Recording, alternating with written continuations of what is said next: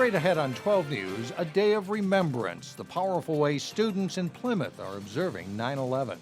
Then, living the simple life. It's made a huge, huge difference, and I highly recommend it. Money-saving advice that's tried, tested, and true. But first, rising rents putting the squeeze on those looking for an affordable place to live. 12 News starts right now. As prices in the housing market rise, the Twin Cities rental market is tightening and rents are going up. The average rent right now in the Minneapolis-St. Paul area is just under $1,000 a month. That's an 8.5% increase since 2010. And it's challenging some to find a place they can afford. So this is our 2-bedroom, 2-bath apartment home. This Plymouth apartment is one of the few that properties manager Shannon Thompson has available right now. It's available starting at about the $1,150 range and going up from there. 98% of area apartments renting for under $1,000 are full right now. That's according to a new report from the Minnesota Housing Partnership. It was tough before for a lower income family to rent an apartment, and it's even getting tougher and certainly more expensive. As home prices and mortgage rates rise, coupled with tighter credit standards, the door to home ownership is closing for some, and that's driving up demand in the rental market. The affordable apartments that are out there, it's a contracting inventory. They're just not being built, and the ones that have existed over the past 15, 20, 30 years are going away. What's available at those lower rates isn't maybe going to meet the expectations that you have. At her properties manager Shannon Thompson sees more people doubling up or taking on a roommate to compensate for the rising prices. This is one of our most popular floor plans because with the 2 bedrooms, it's nice for families and also for roommates because the bedrooms are separated from the living space. At the Minnesota Housing Partnership, Executive Director Chip Halbach says the risk of rising rents is that more Minnesotans will fall behind. We need either more income, that is an income increase, better jobs, or some way of filling that gap between what people can afford and what it costs to keep a decent apartment on the market. An annual income of $40,000 is about what it takes to afford the average apartment rent of $1,000. Work continued on a portion of the new St. Paul Saints ballpark site where a Plymouth man died yesterday morning. Construction crews were hard at work today with a police car and yellow caution tape still surrounding the area. 61-year-old John Valek was operating demolition equipment when a portion of the concrete structure caved in. His family issued a statement saying, in part, "We want to express our deepest sympathies to John's co-workers with whom he worked for years. We know he thought of you not only as colleagues, but rather as friends. Please be safe as you continue John's work." Minnesota OSHA officials continue to investigate the incident. Ryan Companies, the company overseeing the project, says it is fully cooperating with the investigation. Hard to believe it has been 12 years since the 9/11 attacks. Students at Providence Academy are paying tribute to the victims. Reporter Sonia Goen shows us how they're remembering. It's not just the older generation that remembers and was truly affected by 9/11. It's a majestic sight to see. We're helping to remember all those lives that were lost. Nearly 3,000 American flags line the entrance and driveway of Providence Academy. There were about 3,000 lives lost that day, and it's just really important to remember those who did lose their lives, and we just want to respect them. Although the students were young when the terrorists hit New York, Pennsylvania, and Washington, D.C., I was actually in kindergarten. the terror of that day still weighs heavy on their minds. When I got up and went out, the second plane had just hit the second tower. I remember my grandma, really concerned that my dad was on one of those planes because he was traveling at the time. That's something that I still remember to this day. I knew something had happened, something big, but I wasn't quite sure how big. Providence students have paid tribute to the 9/11 victims for years, but each year, the same care goes into honoring the victims. A good amount of people showed up and we kept working. This time, students spent 2 hours on Saturday putting up the flags. There were moments where everyone was quiet, and I think everyone was really thinking about, each flag they were putting in was a person. While the terror attacks were tragic, the students say it's made America stronger, and they're hopeful of a brighter future. We really need to band together as a nation. People should take away the fact that every single day that they have is a gift, and to never take any of that for granted. That was Sonia Goins reporting. The public is also invited to check out the 9/11 tribute. The flags will be up until Friday. A Plymouth massage operator is closed down and may lose its license for good after a police undercover officer made a visit. Police say a female worker offered to do a massage topless for an extra $40 at the Herbal Wellness Spa in the 3100 block of Fernbrook Lane. She also lacked a massage license. The owner, Liming Long, the scene here on the left, appealed to the Plymouth City Council on Tuesday, saying she allowed the woman to work there temporarily while her business was undergoing repairs. But council members voted against her.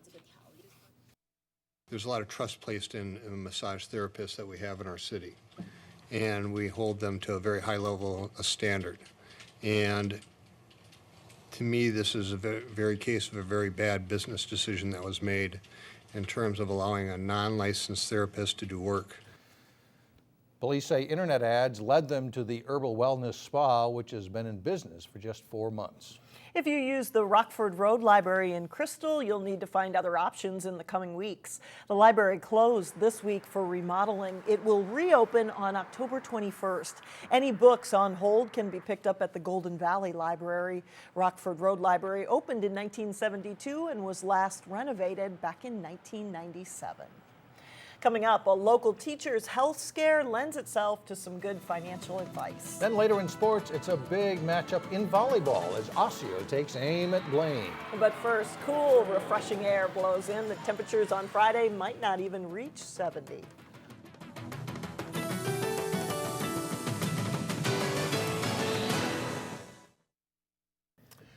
When people retire, they often must learn to live with less. But one local teacher says it's a good idea to learn to live a simpler life earlier in life. Reporter Shannon Slatton learned a few secrets for simpler living in today's Money Savers. Some of these have memories from being in Florida. I love car shows. I love art and artists. You can see from the photos that hang in Ron Tim's home. This was a Civil War reenactment, which was really a lot of fun. Whether old or abstract, he finds beauty in the simple life. It's fun to take a normal, quote-unquote, photograph and turn it into a piece of artwork. 25 years ago, Ron had a health scare, But it changed my whole life. which motivated him to quit the corporate world and pursue his passions. I have time to do what I want to do, time to pursue creative interest, and spend time with my wife and family. It's made a huge, huge difference, and I highly recommend it. Now, Ron teaches others how to live the simple life. There are a lot of people who are just tired of the rat race, and it's just getting worse every year. Ron says the simple life begins with figuring out your priorities. Well, you have to figure out what's important, figure out how much you owe, how much you really need. Reduce debt and find ways to spend less. Particularly baby boomers who often have the big 4-bedroom home in suburbia. Do they really need that anymore? Sometimes by moving to less expensive communities, you can save a lot of money. Another simple solution to spending less is to stop dining out. The average American household spends 42% of their food budget on eating out. Also, be smart about where you spend your entertainment dollar. Cheap movies, community theater, art openings. Those are things you can have a lot of fun and not spend a lot of money. Ron says by making smart financial choices, you can discover life is better when it's simpler. So I live quietly, have a lot of fun. Life is good. For Money Savers, Shannon Slatton, 12 News. And seniors can learn more about living on less next Wednesday, September 18th at the Crystal Community Center. Ron Tim is the featured speaker. The cost is $2, which includes breakfast, and you must call and pre-register. He makes a good case. I think a lot of people could probably relate to it. It works for some people, I suppose. That's right. Coming up, a story you can hear tonight in New Hope that is truly remarkable. How a letter turned into a lasting friendship with one of baseball's all-time greats. But first in sports, great matchups in volleyball, including Champlin Park and Maple Grove and Wayzata Hopkins. John Jacobson has that and more when we come back.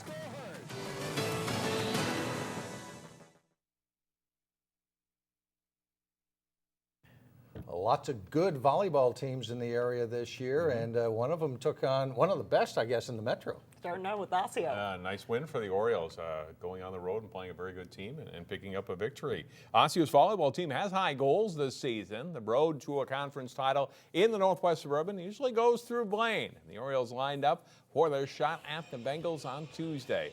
Game one is tight most of the way.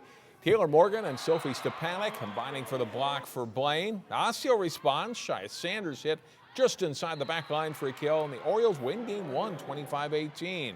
And they build the lead in game two. Hannah Pekarik with the kill here. But Blaine comes back. Sanders, the big kill, ties it at 22. Osseo doesn't break. Christina Bowe with the kill on game point, and the Orioles win 26-24.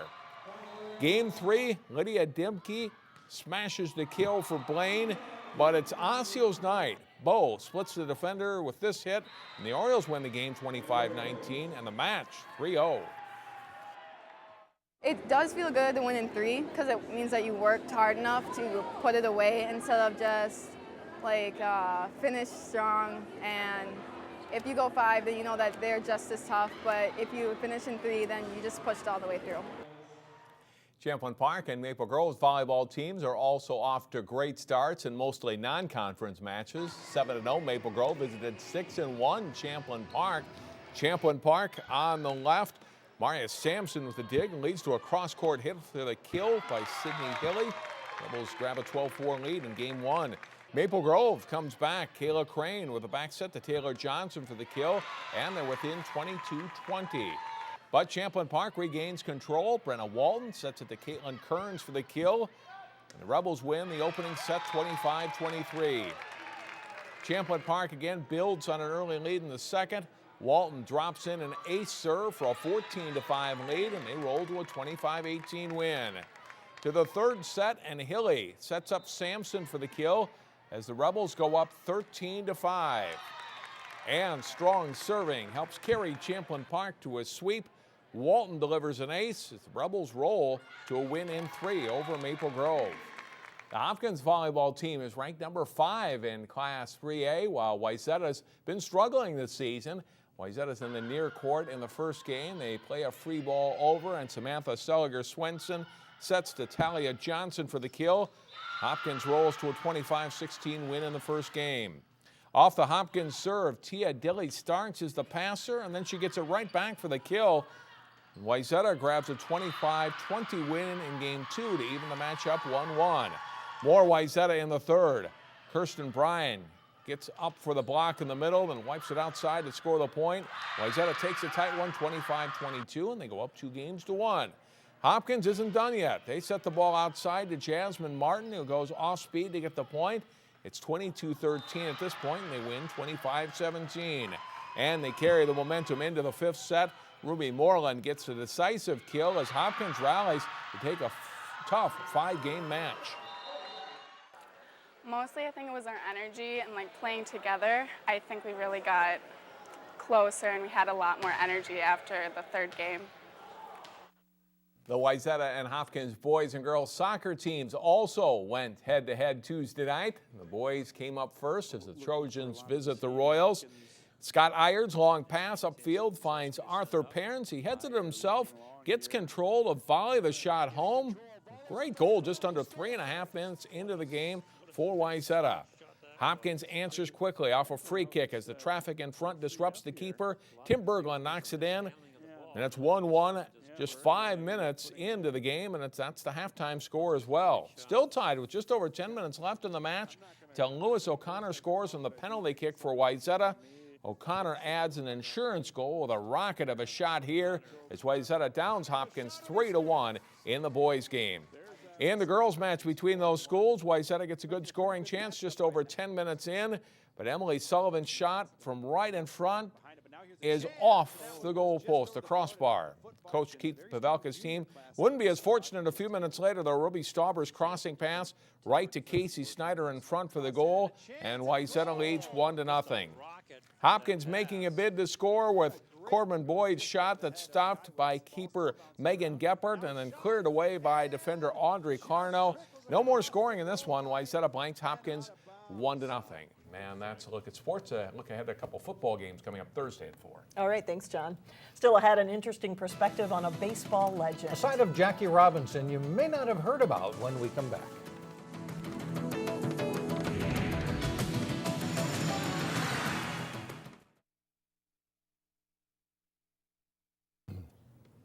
At 7 years old, Ron Rabinovitz had a larger-than-life hero. That hero was none other than number 42, Jackie Robinson. And Ron established a pen pal friendship with the Baseball Hall of Famer. Those letters evolved into a heartfelt story, and one that's being told across the country, including tonight in New Hope. That was in Milwaukee, at Milwaukee County Stadium. Growing up in Sheboygan, Wisconsin, Ron Rabinovitz had a dream of meeting his boyhood idol. Jackie stole home 19 times, once in the World Series. Ron's dad, a big Brooklyn Dodgers fan himself, decided to write Jackie. To his dad's disbelief, Jackie wrote back and arranged to meet Ron's family at his next game in Milwaukee. That was the first baseball game I was ever at that I couldn't wait for it to end, because I knew what was going to happen afterwards. We were going to go down to the locker room. Needless to say, that game in 1953 is a game Ron will never forget. All through my growing up years, he wrote letters to me, and I'd write back to him, taking time to write to a kid in longhand. And I mean, these letters weren't, "Dear Ronnie, best of luck, Jackie." These were long letters. I mean, it was amazing. It added up to about 20 letters and an unlikely friendship. Jackie had dinners with Ron's family in Milwaukee. He even sang at Ron's 10th birthday party. It was just amazing to me to have Jackie Robinson singing happy birthday to me. Ron kept in touch with his hero right up to Jackie's passing at age 53. For Ron, it was especially sad, having become friends with an incredible role model. He never smoked, he never drank, he never took drugs, and he never refused to sign a kid's autograph. Pretty good thing. To this day, Ron remains in awe, not only about Jackie the baseball player, but about the man who changed America. When you think about it, Jackie was alone. Martin Luther King was a teenager. There was no Rosa Parks yet. There was no civil rights movement. Ron has now made it his mission to make sure kids never forget who Jackie Robinson was, while cherishing the letters from his childhood hero. I appreciate your friendship and feel as long as you have set a worthwhile goal and head for it, you will do well.